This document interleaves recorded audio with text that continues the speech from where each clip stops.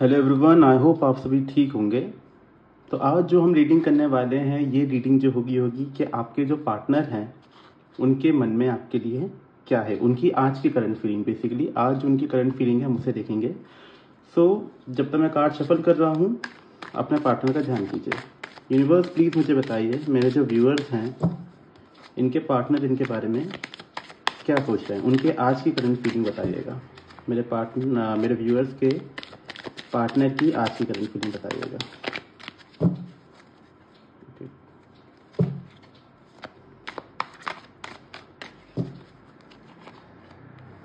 Nine of wands, knight of cups, six of wands, the empress, eight of swords and bottom of the deck है हमारा queen of cups. ठीक है। अगर मैं बात करूं आपके पार्टनर की, तो आपके पार्टनर जो हैं, आपके पार्टनर इस एनर्जी में है कि उनको ऐसा लगता है कि वो इस रिलेशनशिप में जितना भी ट्राई कर रहे हैं, समवेयर कुछ ऐसा होता है कि उनको ऐसा लगता है कि वो पूरी एनर्जी अपनी लूज कर देते हैं। मतलब कि उनको ऐसा लगता है कि ये रिलेशन ऐसा है कि जिसमें जितना ज़्यादा वो अपनी तरफ से एफर्ट्स लगा रहे हैं उतने कम उनको रिजल्ट्स मिल रहे हैं, और वो काफ़ी ज़्यादा थक चुके हैं इस रिलेशनशिप से। मतलब उनकी अगर एनर्जीज की भी बात की जाए तो वो इस रिलेशन से काफ़ी थके हुए हैं। अगर आप जो इन कांटेक्ट हैं, जो कांटेक्ट में है, नो कांटेक्ट वाले नहीं, नो कांटेक्ट जो इन कांटेक्ट में, उनके लिए ये सिचुएशन है कि उनके पार्टनर उनसे काफ़ी, तुमको ऐसा लगता हो कि आप लोग के बीच में काफ़ी लड़ाइयाँ भी होती होंगी।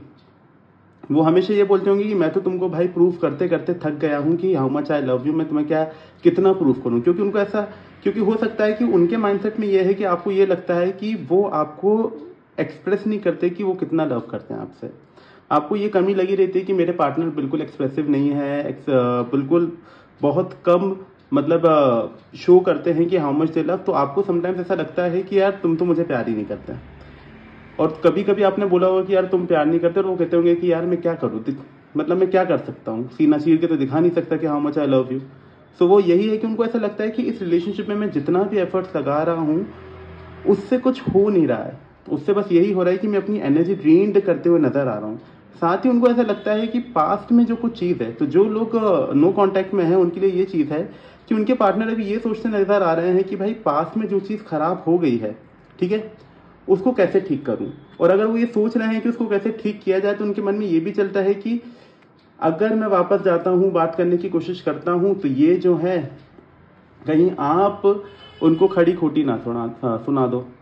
क्योंकि उनको ये डर लगता है कि आप खड़ी खोटी सुना दोगे तो उस चीज़ में उनको फिर वही लगेगा कि यार इतनी मेहनत करके एक तो इस इंसान के पास आओ, ऊपर से क्या होता है कि अपनी पूरी एनर्जी इसके पास, इसको समझाने में बताने में लगा जाओ और पूरी एनर्जी लूज हो जाती है, और वो जो एक रोमांटिक मोमेंट होता है वो पूरी तरीके से चले जाता है। आपके पार्टनर जो हैं, दिख रहा है मुझे कि वो किसी तरीके का रोमांटिक प्रपोजल लाने की सोच रहे हैं, आपके पार्टनर जो हैं वो भी ऐसा मानते हैं कि उनको लगता है कि उनको अपने हार्ट की फॉलो करनी है। उनको ऐसा लगता है कि यार चलो ठीक है, जैसा भी है प्यार तो है। और वो काफ़ी ही ज़्यादा जेंटल बिहेवियर से क्या कर रहे हैं, एक तरीके से आने की सोच रहे हैं। लेकिन बात यही है कि वो प्रपोजल लेके आना तो चाहते हैं, लेकिन बहुत स्लो प्रोसेस है। Universe clarify night of cups. Universe please clarify night of cups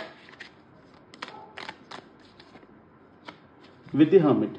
yes, क्योंकि उनको ऐसा लगता है कि अभी ये सही समय नहीं है। अभी उनको ये लगता है कि यार ठीक है, उनको रियलाइजेशन हो रहा है। अभी देखा जाए तो अभी उनको क्या रियलाइजेशन हो रहा है, वो अपने आप को समझने की कोशिश कर रहे हैं कि वो ऑफर लेके जा रहे हैं, तो वो साथ में ये सोच रहे हैं, ये रियलाइज कर रहे हैं कि क्या मुझे लेकर जाना चाहिए या नहीं।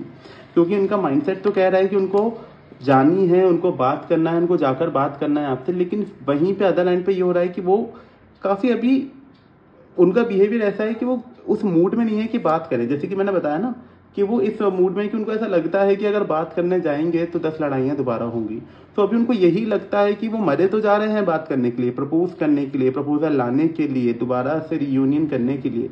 लेकिन बात यही है कि उनको यही डर सताता रहता है कि व्हाट इफ मैं जाऊं और चीज़ें और ख़राब ना हो जाएं। तो इसलिए वो बहुत टाइम ले रहे हैं, काफ़ी ज़्यादा सोच रहे हैं, काफ़ी सोच विचार करके वो आने की कोशिश करेंगे।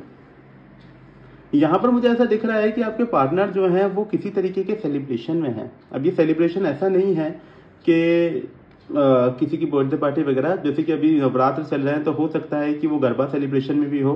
तो हो सकता है कि आपको देखकर उनको ऐसा लगता हो, कई लोगों को ये लगता हो कि उनके पार्टनर उनके बगैर खुश हैं, तो वो चीज़ें सेलिब्रेट करते नजर आ रहे हैं काफ़ी ज़्यादा इस तरीके की एनर्जी में, जहाँ पर लोग उनसे काफ़ी ज़्यादा अट्रैक्ट भी हो रहे हैं, वो लोगों से इंटरेक्ट भी कर रहे हैं। तो आइसोलेशन की एनर्जी तो नहीं है, लोगों के सराउंडिंग में वो काफ़ी हैं, चीज़ें सेलिब्रेट करते भी नजर आ रहे हैं।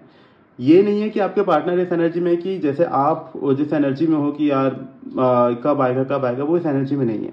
वो इस एनर्जी में है कि हाँ ठीक है, ये एक अपना पार्ट है, साथ में एंजॉयमेंट अपना पार्ट है। तो वो एंजॉय करते नजर आ रहे हैं। एंजॉय करने का मतलब ये नहीं है कि वो अपने मन की कर रहे हैं, वो बस ये है कि उनको जहां लग रहा है कि सेलिब्रेशन में जाना है तो खुशी से जा रहे हैं, सबसे बढ़िया से बात कर रहे हैं।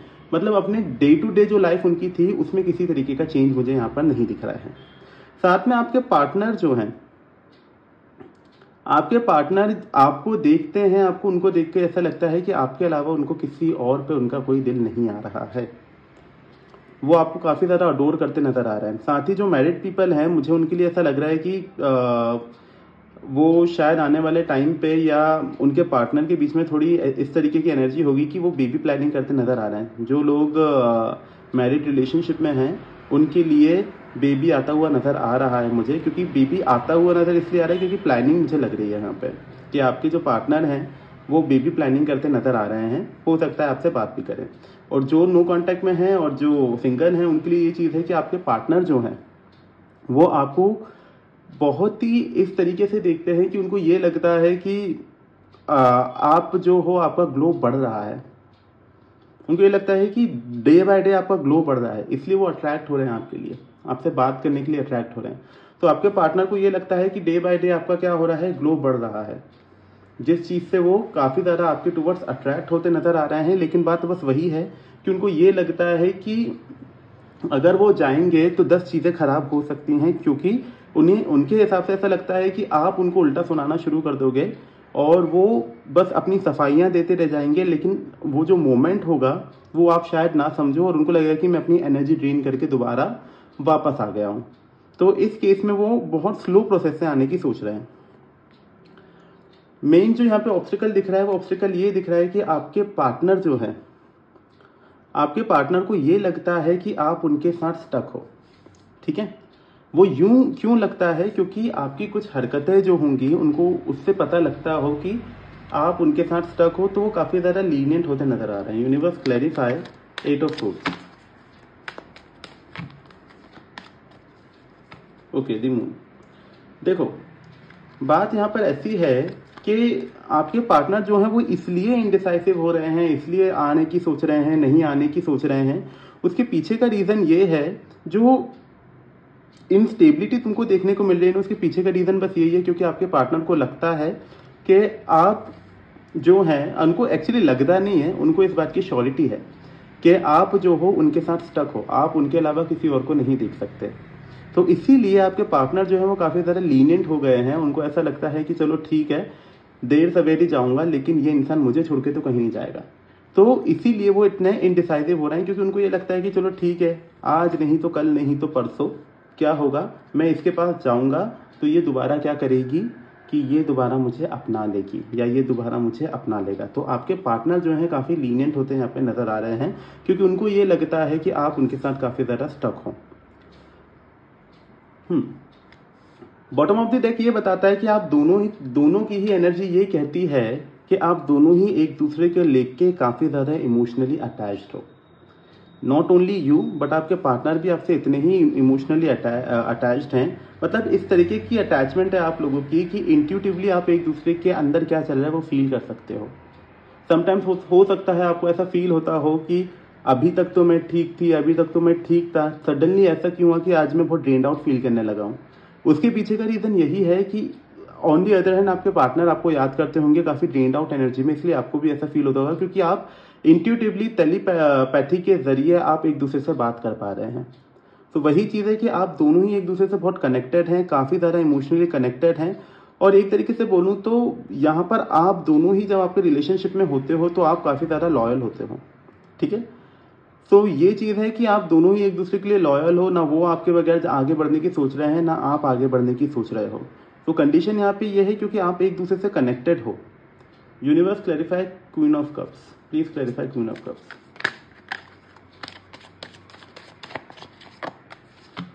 With queen of pentacle. क्योंकि क्या है ना कि आप लोगों का जो रिलेशनशिप है ना, इस रिलेशनशिप में मेच्योरिटी है, आप लोगों में दिमाग काफ़ी है, आप काफ़ी ज़्यादा दिमाग से भी सोचते हो, क्योंकि ये भी दिमाग से सोच रहे हैं और आप भी दिमाग से सोचते हो। लेकिन बात यहाँ पर ये आती है कि डिसिप्लिन की मुझे यहाँ पे कमी दिख रही है, सेल्फ डिसिप्लिन इतना नहीं है। मतलब अपने रूटीन वर्क जो है, जो नॉर्मल डेली का रूटीन वर्क है, वो बिगाड़ते हुए आप नज़र आ रहे हो। जिस चक्कर में क्या होता है कि आप लोग काफ़ी ज़्यादा इस एनर्जी में चले जाते हो कि अपने बाकी जो इधर उधर के काम है वो सारे छोड़ के आप एक ही चीज़ में लग जाते हो। वहीं पे आपके पार्टनर काफ़ी मेच्योरली चीज़ें हैंडल करते नजर आ रहे हैं, जहां पर बिल्कुल प्रैक्टिकल माइंडसेट के साथ उनको लगता है कि कब जाना ज़रूरी है। वो प्रॉपर एनालिसिस करने के बाद ही सोचते हैं कि मुझे आगे जाना चाहिए या नहीं जाना चाहिए। लेकिन ऑन दी अदर हैंड आपकी एनर्जी मुझे ऐसे लग रही है कि आप मेच्योरली तो चीज़ें हैंडल कर रहे हो, लेकिन डिसिप्लिन की काफ़ी ज़्यादा कमी है। और साथ ही आप दोनों ही किस एनर्जी में हो, आप दोनों ही इस एनर्जी में हो कि आप दोनों ही एक दूसरे से काफ़ी ज़्यादा अटैच्ड हो, इमोशनली और रोमांटिकली। अब देख लेते हैं आपके लिए गाइडेंस क्या है। यूनिवर्स प्लीज बताएं मेरे जो व्यूअर्स हैं इनके लिए क्या गाइडेंस है आज की। प्लीज मुझे बताएं मेरे जो व्यूअर्स हैं इनके लिए क्या गाइडेंस है आज। Page of wands, S of pentacle and the emperor with two of pentacle. Okay, ठीक है। तो यूनिवर्स आपसे सबसे पहले ये चीज कह रहा है कि आपका जो बच्चों जैसा बिहेवियर है, ठीक है, जो आपका बच्चों जैसा बिहेवियर है, जिसमें आपको मैंने बोला ना आप में बिल्कुल डिसिप्लिन नहीं है, आपको अपना बच्चों जैसा बिहेवियर बदलने की जरूरत है। आपको थोड़ा अपने माउथ पे कंट्रोल करने की जरूरत है। मैंने बताया है कि आपके पार्टनर जो है वो आपके पास क्यों नहीं आ रहे हैं, क्योंकि उनको ये डर लगा रहता है कि वो आएंगे तो फिर क्या होगा, आप उनको 10 बातें सुनाना शुरू कर दोगे, जिस चक्कर में उनको लगेगा कि यार मैं तो इतने अच्छी प्रपोजल लेके आया था, इसने फिर वही पुराने कलेश शुरू कर दिए। तो यूनिवर्स आपसे कह रहा है कि आपको थोड़ा बच्चों जैसे कम सोच के मेच्योरली चीजें हैंडल करनी है, ठीक है। लव रिगार्डिंग आप काफी मेच्योर हो, लेकिन जब बात आती है ना कि जब आपको चीजें कोई आपको एक्सप्लेन करे तो आपको ऐसा लगता है कि प्रॉपरली डिटेल में एक्सप्लेन करो कि ऐसा हुआ तो क्यों हुआ था। तो यूनिवर्स कह रहा है कि अपने शब्दों पर थोड़ा ध्यान देना कि किस तरीके से आपको बात करनी है, बचकानी हरकतें ना करना। साथ ही कई लोगों के लिए यहाँ पर यूनिवर्स न्यू अपॉर्चुनिटी देते नजर आ रहा है। न्यू अपॉर्चुनिटी का यहाँ पे मतलब है कि किन्हीं लोगों के लिए न्यू पर्सन आने वाला है। तो यूनिवर्स कह रहा है कि अगर आपको लगता है कि आपको जाना चाहिए तो कोई न्यू पर्सन आपके पास आ रहा है, आप उसके साथ भी आगे बढ़ सकते हैं। तीसरी चीज यूनिवर्स आपसे ये कहना चाहते हैं कि अपने अंदर का कॉन्फिडेंस जगाओ, थोड़ी स्टेबिलिटी लाओ, प्रैक्टिकल थिंकिंग रखो। आप क्या इमोशनल हो रहे हैं तो ओवरली इमोशनल हो रहे हैं, प्रैक्टिकल हो रहे हैं तो ओवरली प्रैक्टिकल हो रहे हैं। इसके बीच का बैलेंस बनाने की आपको ज़रूरत है। अपने अंदर बैलेंस बनाएं और काफ़ी डिसिप्लिन में आने की आप काम करें, ठीक है ना। काफ़ी ज़्यादा डिसिप्लिन में आने का आपको ज़रूरत है, जिसमें आप प्रॉपरली चीज़ों को हैंडल कर सकें। चौथी गाइडेंस ये है यूनिवर्स की टुवर्ड्स से कि आप बहुत ज़्यादा क्या हो रहे हैं, जगल कर रहे हैं दो चीज़ों के बीच में। तो आपको वो नहीं करना है, जगल अप नहीं करना है, बैलेंस बना के रखना है। और किसी भी तरह का अगर आपको लगता है कि इमोशनली या फिर प्रैक्टिकली कुछ चीज़ें आपके फेवर में नहीं चल रही हैं, तो आपको उसके बारे में ज़्यादा सोचना नहीं है। कुछ चीज़ें डिवाइन टाइमिंग के लिए होती हैं, तो इसलिए आप क्या करते हो, जब ज़्यादा सोचने लगते हो तो कंफ्यूज हो जाते हो कि ये सही है या वो सही है।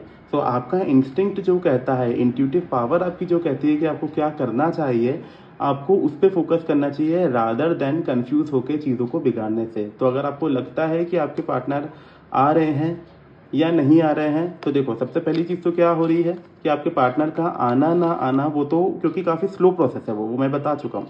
लेकिन क्या है कि आपकी लाइफ में कोई न्यू पर्सन आ रहा है, ठीक है। तो उस कंडीशन में आप जगल करते नजर ना आओ। आपको क्या करना है, उस इंसान से भी बात करनी है, अपने अंदर का डिसिप्लिन मेंटेन करना है, अपने चीज़ों को रूटीन में लाना है, उस इंसान से बात करनी है, चीज़ें क्लियर करनी है। अगर आपको लगता है आप न्यू बिगनिंग के लिए रेडी हैं तो डेफिनेटली आप आगे बढ़ सकते हैं।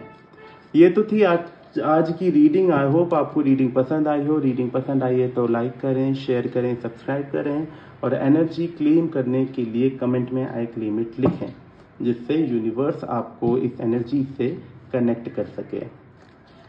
Thank you so much. जय श्री राम।